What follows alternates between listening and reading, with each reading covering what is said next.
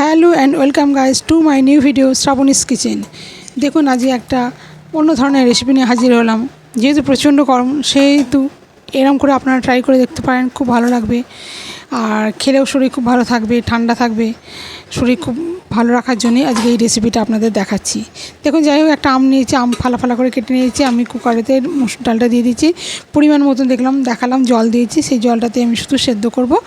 আর ওটা একটা সিটি দিয়ে নামিয়ে নিই, তারপর আমি আমটাকেও সেদ্ধ করে নেবো। এবার কড়া বসিয়ে দিয়েছি, কড়াতে আমি এক পালা তেল দেবো, দিয়ে ওর মধ্যে সর্ষে ফোড়ন দেবো, হলুদ দেবো, নুন দেবো আর গুড় দেবো। আর যেহেতু এগুলো সব সেদ্ধ করাই আছে, অসুবিধে কিছুই হবে না। তা আমার কাছে কালো সর্ষে ছিল না বলে আমি সাদা সর্ষে ইউজ করেছি। তা যাই হোক, এটা ফোড়নটা হতে দেবো। তা ফোড়নটা হয়ে গেলে দেখুন হলুদ একটু দিয়ে দিলাম। যেহেতু আমি ডালের মধ্যে কোনো কিছু দিইনি বা আম সেদ্ধর সময় আমরা কিছু দিইনি, সেই জন্য আমি এতেই সব দিয়ে দেবো। নিয়ে এবার যাই হোক, এবার হলুদ নুন সব দেওয়া হয়ে গেল। আর আমটা তো সেদ্ধ করাই আছে, তা সব কিছু দিয়ে লাস্ট পরে আমি গুড়টা দেবো। তা দেখুন আমি এবার আমটা যে সেদ্ধ করে রেখেছি, আর কচি আম তো একবারে মিশে গেছে। আর ডালের সঙ্গে মিশে গেলে খেতে ভালোই লাগে। গোটা গোটা থাকলেও অনেকে ভালোবাসেন, তার জন্য না, কিন্তু আমাদের মিশে গেলে টকটাও ঠিক সমপরিমাণ হয় আর খেতেও খুব ভালো লাগে। দেখুন সবটাই দিয়ে দেবো, যেটুকুন জল দিয়েছিলাম সব শুদ্ধ দিয়ে দিলাম। এবার এর মধ্যে আমি ডালটা যে সেদ্ধ করে রেখেছি, এবার সেই ডালটাও ঢেলে দেবো। ডালটা দিয়ে এবার এটাকে আমি ফুটতে দেবো। এই ডালটা দেখুন ঢেলে দিলাম, কারণ মুসুর ডাল একটা সিটিতেই হয়ে যায়। তাই এবার আমি ডালটাকে ফুটতে দেবো। সেই ফোটা অবধি আপনাদের একটু অপেক্ষা করতে হবে।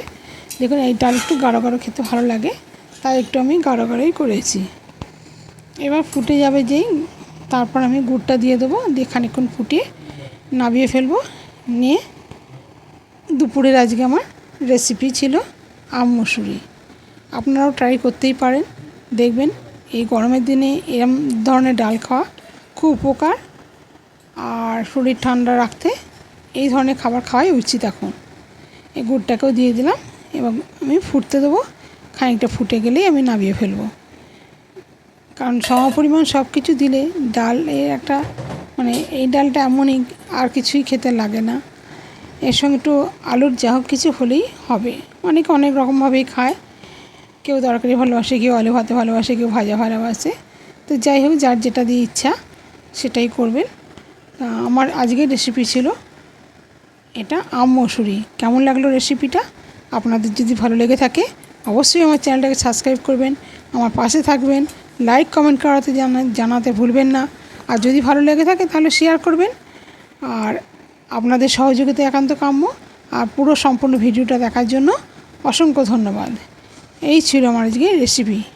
কেমন লাগলো অতি অবশ্যই কমেন্ট করতে ভুলবেন না। আর আমার এই নিত্য নতুন রেসিপি পেতে অবশ্যই আমার চ্যানেলটাকে, আমার পাশে থাকতে গেলে আমার চ্যানেলটাকে সাবস্ক্রাইব করতে হবে। যেমন হয়েই গেছে, এবার আমি ঢেলে ফেলবো। ব্যাস আমার তৈরি হয়ে গেল আম মুসুরি। কেমন হয়েছে দেখুন।